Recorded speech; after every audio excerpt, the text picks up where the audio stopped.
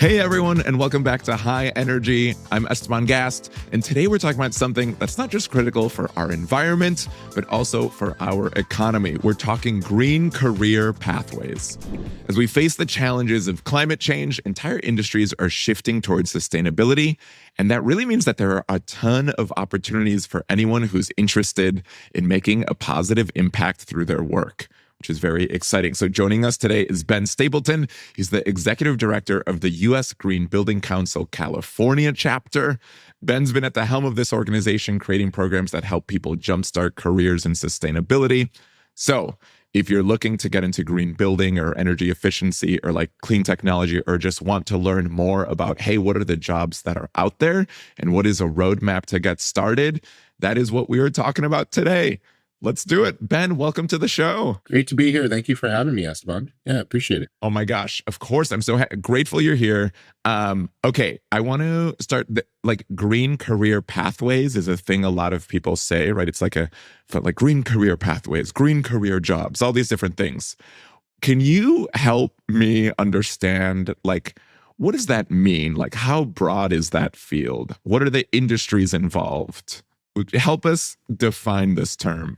Yeah, and I feel like, the word green, just kind of like the word sustainability, is overused these days, right? And people, it's hard to figure out what does that really mean. And I think, really for what we call quote unquote green jobs, it's just, it's kind of like what we want to really do with diversity if we approach it the right way. It's really part of every job. It's something you're thinking about with every job you're doing if we approach it the right way. And there's certain industries that are, going to be impacted and grow because of us diving into ways to reduce our energy use, to decarbonize our lifestyles that are going to grow and increase. So, there's a lot of different pathways into that. From my perspective, one of the reasons I work in buildings, I always like to say I'm a sustainability generalist, but a green building nerd at heart. I work in buildings because buildings really kind of touch everything. So whether it's issues around energy, water, waste, health, it all comes home in a building somewhere. When we think about that, it means for careers, those could be construction jobs and building those buildings. Those could be architects. Those could be engineers. Those could be designers, right, at any level. Those could be people who are manufacturing things back at a plant somewhere. Landscapers, right? Those are all parts of that overall environment, everything that feeds into that. Those people might not say, hey, I have a specifically green job, but I'm an engineer or an architect who brings green principles into the work I do. Oh, I might have a manufacturing job, but we're manufacturing, low carbon concrete, or we're manufacturing, some sort of solution that's going to reduce, energy use on site through modeling and analytics. So, at the end of the day, it's us, we're going to see industries continue to grow around electrification, around waste diversion.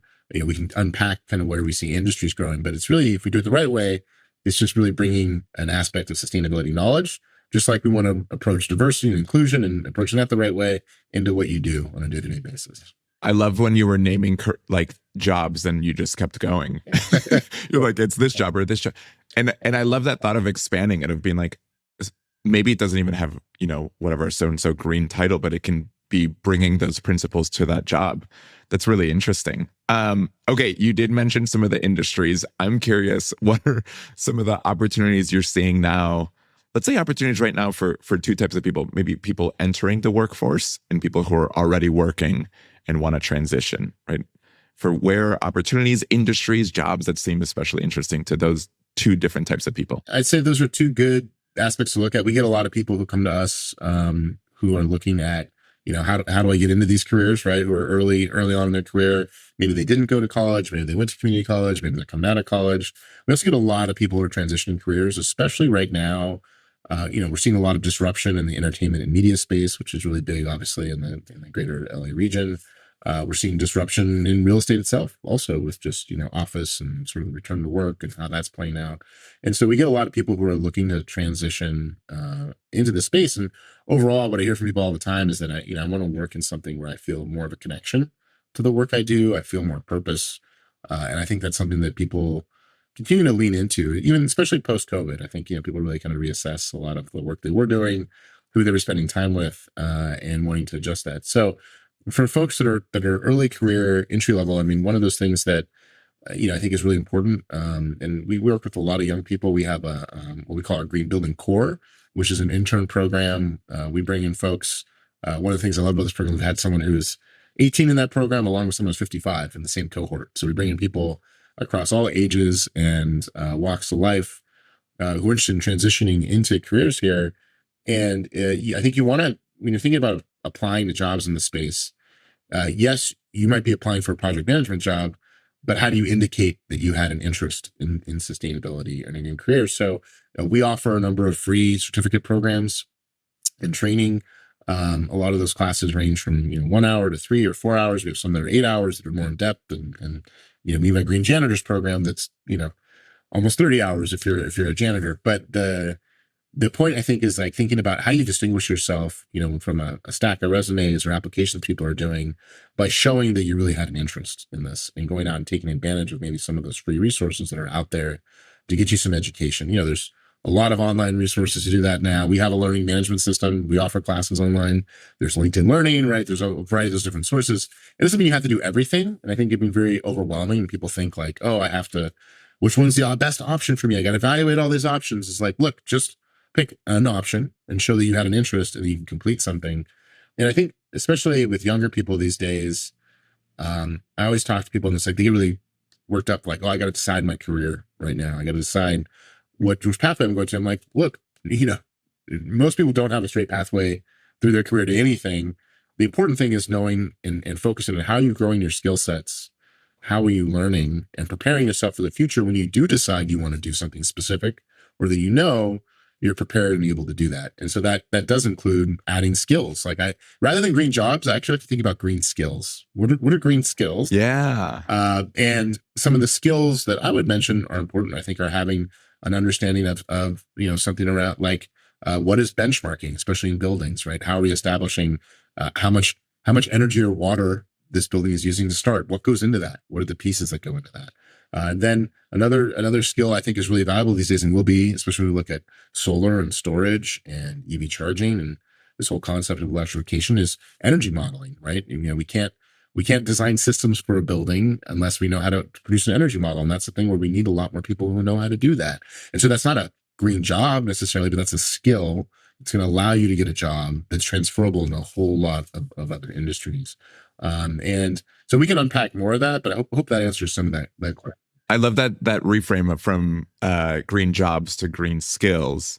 And then that sort of challenge, especially you're talking about like these certification programs and things like that, of being like, okay, how do you demonstrate that you actually have those green skills? Yeah. outside of asking all your friends to LinkedIn endorse you and say, hey, everyone, group text, say that I know benchmarking, please. How do I actually show those skills?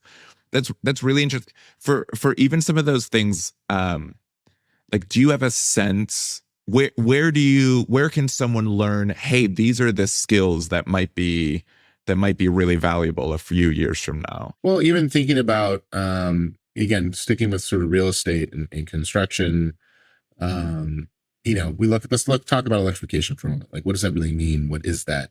We're shifting from combustion-based appliances around water heating, clothes drying, gas-fired stovetops and ovens, and space heating. We're shifting that to using more electrified appliances for that. And there's going to be a ton of investment in that space. There already is. Well, so what goes into that? Some of those are hard skills, like understanding electrical systems and how they work together. There's great opportunities in the trades. You look at the electrical trades, and those take time. You have to apprentice to get into it, but they have very good long-term, earning potential that is going to be very consistent and continue to grow.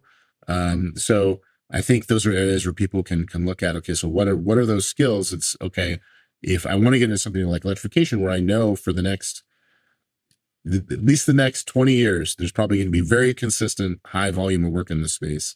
Then it's building that base knowledge of electrical systems, how to do that, how to work on a project. Maybe you want to be a technician or an electrical engineer. Maybe you just want to be someone who's going out to job sites and managing jobs on site. But understanding like that's going to be a space that's only going to grow, is going to be very consistent. And, It doesn't mean you have to be the person who's actually doing the wires. An EV charging company needs a project manager, needs someone who's doing the accounting, right? Needs someone who's running things back. And that's okay too. You can bring those skill sets to the job, but feel like you have more purpose if it's driving something that you care about. And another area where I think we're going to see a lot more growth is around specifically just like waste and waste diversion. We've passed laws recently around organic waste and how we're handling that. I think we're going to see a lot more material reuse and adaptive reuse of buildings in terms of repurposing buildings we already have, repurposing materials. And so I think that's an area where there's, if people, I always say people are either waste people or they're not. Some people love to talk trash and are really into that. and some people don't. And you could tell either you're one of those people or you're not. And if you do like to talk trash, then that's an area there's going to be a lot of growth. So, figuring out, okay, well, how do I get skill sets where I could lead in that industry? Is it getting a waste certificate? So, I know how to do waste diversion and know what goes into that. It's about learning how to do a life cycle cost analysis and what's the full lifetime of that building or that asset. How many emissions is that creating from the time its materials go into it and it's built to the time it's got to be deconstructed and recycled or thrown away. And those things apply in many different industries. So hopefully that's answering some of your. Yeah. Trash talkers rejoice. This is your you're moment. Not allowed to talk trash, just so you're clear. No, that's good. That's good. Listen, once I get the certificate, the trash talking certificate, then it's right after that. It's right immediately after. Yeah. I'm gonna be like walking around, looking at recycling bins, being like, this isn't this type of recycling. Come on. That's right. Yeah, I travel a good amount, and I going to different airports and their waste systems, like the people who have trash and then like organic waste and then and then different types of recycling. You almost need a degree just to decipher that, to be honest. Yeah. Is there a certificate I could get to understanding the Atlanta airport waste system? Because it's confusing. My favorite ones are the ones they actually just have a picture of the stuff. Yeah, because that's actually what we like. We're very visual. Like, you tell me organic, I think I know what that means. I don't really know. Yeah. Is it compostable? I don't like. Just show me a picture with the stuff on it. I'm like, okay, this is that. Got it. It does get confusing if it says organic because you're like eating a banana and you're like, is this an organic banana? I think this is. I actually just think this is a classic Chiquita banana. Yeah. That's so funny. Well, and compostables is such a thing too, because like. Some compostables will break down naturally in I talk about like some of the forks and plates and stuff. Yeah. But a lot of them, you actually need some sort of equipment to like process it, to break it down. And it's not inherently clear to any of us who are consumers what that difference is. Like you're looking at the number on your compostable to know what it is, or even with like recyclables. That's why I love the pictures. It's like, people are simple. Let's keep it very simple. Totally. Yeah. I need to hold apple core and see apple core. Exactly. And go, yeah. Yeah. But look at us talking trash, even without the certificate. Yeah. This is I wasn't talking trash. I was talking full life cycle costume. Of course. So, speaking of these certificates and things like that, I know USGBC California has a bunch of amazing programs for people in Southern California, things like that. You mentioned, I wrote this down, Green Building Core. You mentioned certificates.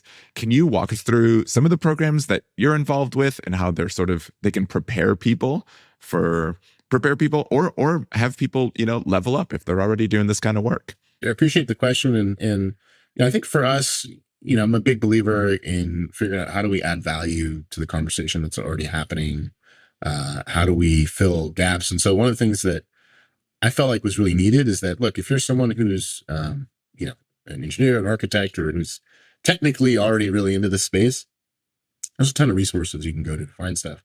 But what I felt like has been missing is we need that friendly voice of somebody you can go to who's helping you understand, how something applies to your life, maybe applies to the job you already have. A lot of us don't have time to go and take some like rigorous thing and take a test and go through all this stuff. But we want to still have those skills and know how to apply them on a daily basis. So our mission really over the last 3-4 years or so, and the content we've been developing has been around how do we lift everybody up in their role, regardless of what it is, in the value chain around real estate, and that could even include people who live in a building. You're managing that real estate and you're managing the space around you. To understand how you can have an impact on that and have agency on that. And so we have, as an example, We have a green janitors program that works with janitors and folks there to help them really look at, understand the concepts around sustainability, how to actually use green cleaning products, how those things impact their health. We have a California native plant landscapers program that we launched with another nonprofit that certifies gardeners and small contractors. And this is how you actually use native plants. And it actually takes them 2 or 3 years to get established. And so, and they actually don't need any water in certain parts. And if you do, it's going to not help those plants grow. And native plants eliminate pesticides and all these other kinds of things. Last couple of years, we've launched a wildfire defense class for contractors and landscapers. And this is how you reduce wildfire risk. So that as a contractor is doing a home retrofit or doing a garden project, they know how to reduce wildfire risk at those homes. We launched an extreme heat class just this past year in April with a certificate for construction workers to learn, this is how you take care of your health, and this is how you hydrate and use shade, and how you adjust work times on high heat days. And here's materials that reduce heat. This is how shading works. This is how building systems work, so that you're empowered with that information. And at the same time, we have a class that we do for residents. We do a lot of resident engagement with tenants and others, and that could take a variety of forms, but this is how you create healthier space, and airflow is good for you. Natural light is good for you and will improve your mental health. Having plants around you is good for you. This is how you do that. And the last thing I'll mention that we just launched, which is exciting, is what we're calling a Sustainable Production and Entertainment Certificate, or SPEC. And that's for anyone in live film, TV, music, sports filming. We found that there was no standard around sustainability in those industries. And there was a lot of sort of like specialized things you could learn around certain aspects, but not something that people could really access, whether you were a producer on set or a grip. And so we launched that, here in LA, sort of the home of the industry, but we looking to expand that around the world. We've already had Amazon Studios go through that. We just launched this a couple months ago, but that's about empowering anyone, regardless of their role on set. You can take a 4-hour class, get a certificate, and understand how to bring sustainability into your job. Maybe even just the person doing budgets, right? So hopefully that gives you a sense of kind of what we're trying to do. And then as we go into next year, we're going to be doing a lot more. We're going to have an occupant health certificate, a waste for certificates. People could talk even more trash. So all this sorts of stuff. Yeah. I love how the specificity of some of those courses and some of those offerings and some of those trainings like that, and the specificity of a certain career or a certain job or professional, and the specificity of Southern California, the needs and like what will be happening in Southern California. That's awesome. Just for the listeners and watchers and whoever, we're going to have all the show notes and everything. So you'll be able to click. So I promise, if you were like, wow, Ben, that rocked, I want to click a link, those links will be available. You were talking about trying to lift everyone up. I know one of the things that is a concern is making sure that the opportunities, especially when it comes to these brilliant, amazing green jobs and green careers, that those opportunities are equitable and reach, diverse communities and diverse folks all over. Can you talk about how you're thinking about that, or how some of those career transitions, how basically how you're thinking about that and how the USGBC California is thinking about that and making sure, because I'm confident you're thoughtfully approaching to lift everyone up, or at least intentionally, and trying to be intentional about approaching it. Yeah. It's so much of our society has already been disproportionately impacted by changes in the environment and by industrialization. And I always use like the ports of LA and Long Beach, are such a great example. Look, over 40% of our goods come into this country every year through this one point, right? This part. And those communities have borne the environmental burden of that for decades. Pollution. We have a program in Wilmington and San Pedro where we're actually going into single family homes. The program is part of our Green Homes California program. And we're helping these residents, we're offering them, they can get an EV charger or induction cooktop or a heat pump. And then we're also helping them do a home assessment and learn about healthy building principles and all this stuff. But these people have trucks idling in their front yard, sometimes 24 hours a day.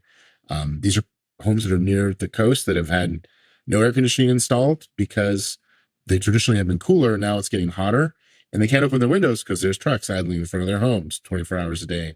And so we need to lift those people up, first, and try to address the situation, because there's already an injustice, right? There's already an unequal playing field. At the same time, even having awareness or the opportunity to dive into issues around sustainability, right, is a privilege, right? And so we have a sustainability fundamentals education program that we do. It's part of our Green Schools initiative that it's K through 12. We go in and talk to kids about climate change. It's actually taught by volunteers. So you could do it, Esteban, if you're interested. And Oh, that's I've done amazing. a number of them myself. It's actually way more intimidating to talk to kids than it is to adults. You'd be surprised. But a lot of those kids have no idea, just like they hear about, climate change, sustainability or climate change, they don't know really what that is or what goes into it. So we also talked about jobs and careers they can have in that. And so what you're doing is kind of planting that seed of like, oh, this is what that really means. I mean, we're all just human beings. Like climate change is like this big, massive, what do I have to do with that? What does that mean to me on a day-to-day basis? And how do we bring that home for folks who haven't had that exposure and let them know they could be part of that solution? And so when we're looking at investments and looking at whether it's electrification, whether it's waste or infrastructure or things that we're going to build, even landscaping, right? As a good example, like we've had we've had 800 people go through this native plant landscaping course for us. A lot of them are gardeners, and it's the same folks that are doing mow and blow gardening in other neighborhoods, but now they're getting the new skill set and they're talking to their customers like, hey, I can actually replace some of these plants with native plants. And we teach them how to do a budget. So they can say, hey, this is how much this is going to cost. But you know what? This is going to reduce pesticide use. It's going to improve the biodiversity here. And there's going to be more butterflies and more birds. And those are things that people want, right? So that's actually increasing the ability for that person to make more money and removing them from having pesticides around them all the time, them understanding that they shouldn't have a diesel engine strapped to their back. They're breathing in those fumes all day. And so a lot of that is that education and awareness, and it needs to happen first with those who've been impacted the most because they have the least amount of access. And the last thing I'll say about this is I think we can all sort of see this dystopian future that we're already probably living to a certain extent where those that have the money and the ability are more resilient and are protected in the face of higher heat, less water, more wildfire, and they're living in these insulated environments, right, that are able to adapt, and those that don't are really struggling with the impacts more, right? So Yeah, that's great. Also, I love the dark. program that It's goes. also great and dark. Yeah. Yeah, yeah, yeah. To be clear, what you're doing is great. I don't agree with dystopian, unequal future. That's good. Thank you, Ben. That's good. Let me be clear on my stance. I prefer utopia over dystopia. Do you think this is, just so you know, we've got two questions from listeners and viewers, and we ask people, hey, we're talking about these things. Do you have any questions? So we'll finish with those two questions.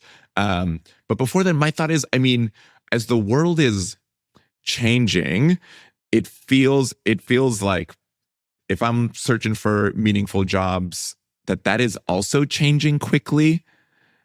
I suppose this is a bit of an abstract question, but if you were to give advice to someone who feels like, oh my gosh, the world is moving at such a quick pace, I don't know if I get the certificate, am I behind? How do I stay ahead of all these changing? Like, what advice would you give to someone who goes, how do I evolve along with the careers that are out there and the job opportunities that are out there as a professional? To me, that's really about just sort of always being curious and being focused on learning, like regardless of your role. And this, it's been something for me personally. The second I get bored and I feel like I'm not learning something, that's the second, that's a warning sign to me that, I feel that I'm probably going to either leave that job or find something else to do. Because you want to be learning, and there's a balance. Like we all got bills to pay, and just some days we're tired and we don't want to learn anything. We just want to get through the day, and that's okay too. But I think having an innate curiosity, and I think once you're working in a job where you feel connection and purpose, it's kind of hard to go back. So I'm a recovering commercial real estate broker. I used to represent companies and handle the real estate, and I pushed that into clean tech and other things because that's what I was interested in. But I would sometimes work on projects because like, hey, I need to make this money to pay my bills and do whatever, and you'll do it. But once you're able to do work like, and I feel very lucky and blessed that I'm able to do that now, that I'm inspired and I get to be creative in, it's so hard to fathom going back to doing something where you can't do that. And so the challenge is figuring out, well, how do I make money to pay for me to live, doing something that gives me that sense of fulfillment. And when you're doing that, the staying on top of stuff and the learning and staying relevant is easy because you care. It's really good. But the hard part is figuring out how you get positioned in the right place where you do care. And, coming back to, again, to like sort of like this climate, stress. And I feel like the stress, specifically younger people, I think often feel about careers and jobs. It's not about this next job you get. It's about how do you play the long game and build yourself as a person. Anytime you're learning as a person, improving yourself, you're only going to be better the next time around. Like, you're never going to be like, oh man, why did I get so educated about this topic? Or why did I, it's the same thing like getting, in shape or doing whatever. It's like, oh, why did I start eating healthier and doing more exercise? Oh, that was so terrible. It's like, no, you're just going to be better positioned for whatever life has to throw at you. And that's kind of the same thing, I feel like. Yeah, that's great. That's a great metaphor. You're not going to be like, what a bummer I learned. Right. I can't believe I spent that time enriching my soul.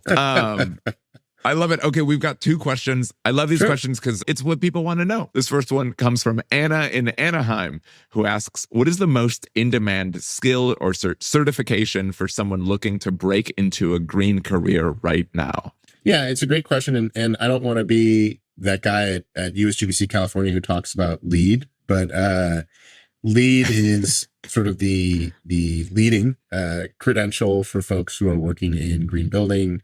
It's been around since the late 90s and really paved the way for a lot of sustainability work in general, even corporate sustainability and what's happening in ESG and all that kind of stuff. A lot of that's really based in the green building movement and based around LEED, which stands for Leadership in Environmental Engineering and Design.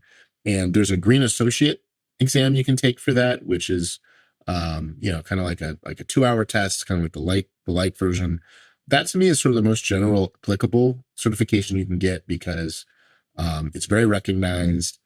A lot of companies, whether like they're a big real estate investment trust that has portfolios, or if there's someone who's a home builder, a lot of them will look at LEED as like, okay, like we'll just do that as a standard to say that we're checking that box and we're doing things that are more environmentally friendly. And they look for people who might have that designation because it's like, hey, you understand these basic principles around that. There's also a LEED AP, which is more advanced, it's an accredited professional, but that's kind of like the next level up of that. That's a 4-hour test and a little bit longer. And there's a design one, there's an operations maintenance one, new construction. So those are the ones I think getting your LEED is a good mark of like, hey, you were able to study, learn some stuff and take a test and pass it. And that's great, right?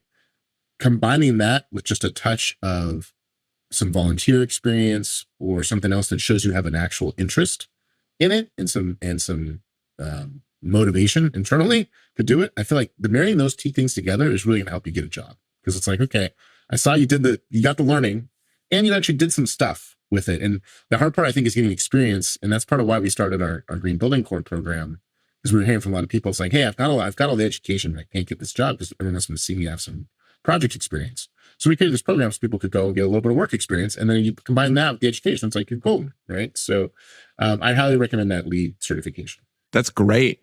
Thanks for being so specific. That's awesome. What a wildly helpful answer. Anna from Anaheim is like, just taking notes right now. Yeah.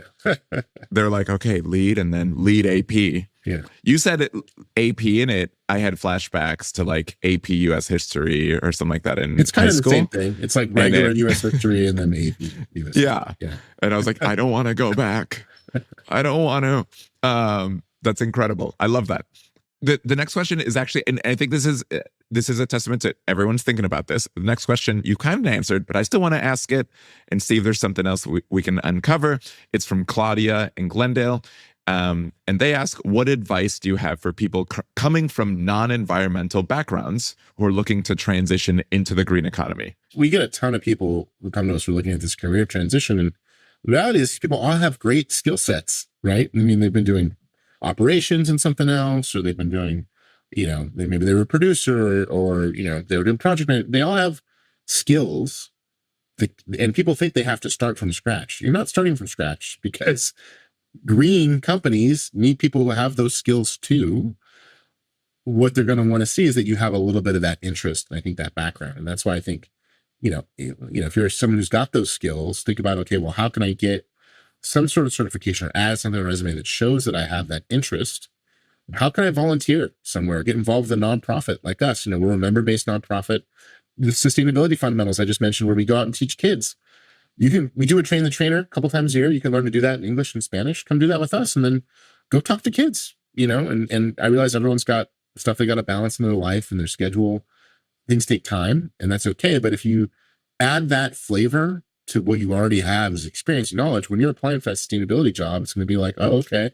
Hey, we actually need someone who can help us with ops. And it looks like they understand the stuff we're working on. Great. So that's my advice. That's great. Thanks so much. I'm so grateful. I feel like you gave us so many tangible examples of like different careers, different jobs, people with different skill sets, different ways, different certifications, different ways to volunteer. So I'm just so grateful that you've really outlined and maybe like shown to people that there's so many ways for people to get involved in sustainability and this, the green career. And basically that means, bringing those green principles to whatever job you're at. That's so wonderful. High Energy is also supported from SoCal Ren. And I should note, SoCal Ren has a bunch of programs that support green career pathways. We'll link it below, but if you want to learn more and you're listening, you can go to socalren.org/workforce. Before we wrap, Ben, is there any final thoughts, any resources, any recommendations for listeners who want to explore, who are interested in this? Anything that maybe you're like, hey, this might inspire you. It could even be something you watched or read. Any final thoughts? Yeah, I think the biggest thing for me is just to be involved, right? And be engaged. And, whether it's a nonprofit like us or other nonprofits where you can just volunteer a little bit and meet some people and be able to contribute. As an example, we have an environmental justice project where every year we put 20 grand into a project here in the greater LA region.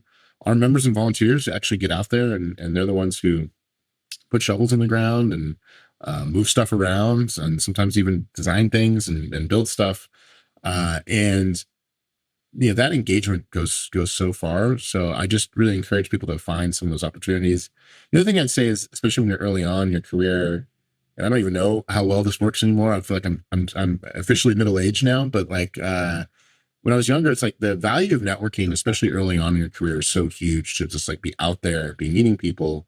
There's something you're passionate about, like find some kind of event where you can go and, ideally learn something and talk to someone. And if you do that regularly, like those people will be people that will be your next job, be your next client, your next customer, whatever that is. And that's going to help you get to where you want to be. And it's important to build a skill of doing that, right? Because that'll always serve you. Yeah, I love that, especially post-COVID. That feels scarier, and because it's scarier, more valuable to like build that network. Yes. Thanks, Ben. Thank you for coming and sharing your insights with us. To everyone listening, Ben was gifting us resources. Okay, he was throwing out resources. It was incredible. All of those are going to be in the show notes. So all the resources that we mentioned are going to be there. And also incredible questions. It was Anna and Claudia. Thank you so much. If you've got questions, you can always send them to highenergypodcast@socalren.org. And that's high like HI, like hello. Thank you for tuning into High Energy. Until next time, keep looking for those opportunities to make a difference, both in your work and in your community. Thank you for listening. Ben, thank you for being here. This has been so great. No matter where we are, we can go and we can bring our green principles to where we are, and we can make the world a little bit of a better, greener place. So thank you. Thanks for listening.